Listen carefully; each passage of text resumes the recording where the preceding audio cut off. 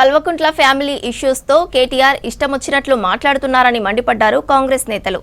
Rahul గాంధీపై కామెంట్స్కు sorry చెప్పాలని demand చేశారు. కృష్ణా జలాలపై అసెంబ్లీలో చర్చకు బీఆర్ఎస్ ఎందుకు భయపడి పారిపోయిందో ప్రజలకు చెప్పాలన్నారు నేతలు. సెషన్ బాయ్కాట్ చేయటం గులాబీ నేతలు చేసిన ఘోర తప్పిదమన్నారు హస్తం నేతలు.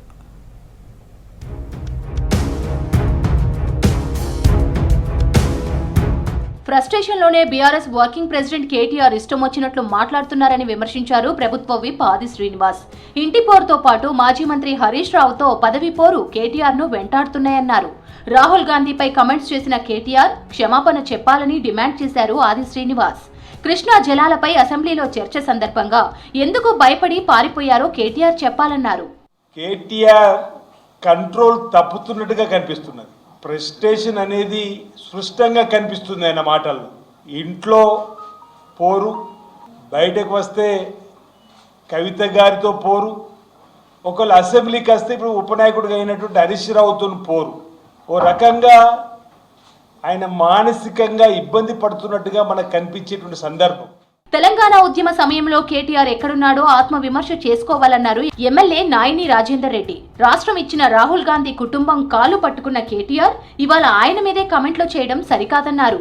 రానున్న రోజుల్లో కల్వకుంట్ల కుటుంబ బహిష్కరణ జరుగుతోందన్నారు నాయిని.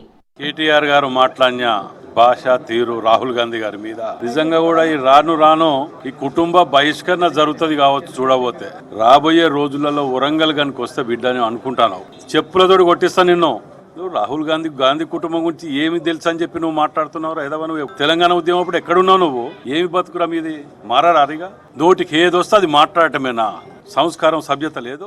కవిత ఆరోపణలకు సమాధానం చెప్పి ఇతరులపై కేటీఆర్ కమెంట్ చేయాలన్నారు ఎమ్మెల్సీ బల్మూరి వెంకట్. మతి స్థిమితం కోల్పోయి కేటీఆర్ మాట్లాడుతున్నాడని మండిపడ్డారు. 10 ఏళ్లు సోయి లేకుండా పాలించిన బీఆర్ఎస్ కు నిరుద్యోగులు కనిపించలేదా అని ప్రశ్నించారు బల్మూరి. మీ నాయన 10 ఏళ్లు తెలంగాణ రాష్ట్రానికి ముఖ్యమంత్రి అయిందంటే అది సోనియా గాంధీ గారు పెట్టిన భిక్ష. కేటీఆర్ నీకు చాలా స్పష్టంగా చెప్తున్నా, ఇప్పటికి చాలా సార్లు కూడా నీకు హెచ్చరించడం జరిగింది. నోరు అదుపులో పెట్టుకొని మాట్లాడు.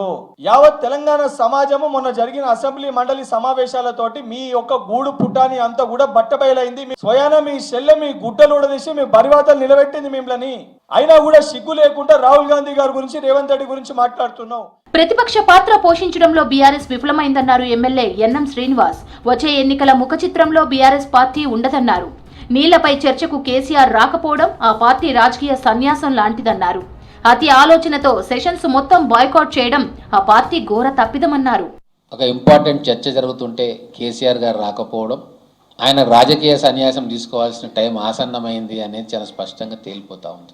పబ్లిక్ మూడ్ ఇంత నెగిటివ్గా ఉంది అని తెలిసి కూడా, వీళ్ళని సోషల్ మీడియాలో విపరీతంగా ట్రోల్ చేస్తున్నారని తెలిసి కూడా ఒక మొండితనంతో సెషన్స్ మొత్తం బాయ్కాట్ చేసి కేటీఆర్ గారు అసెంబ్లీకి రాకపోవడం అనేది భవిష్యత్తులో ఆయన ఏ పదవికి కూడా అర్హుడు కాదని చెప్పి తనకు తానే చెప్పినట్టు అయింది.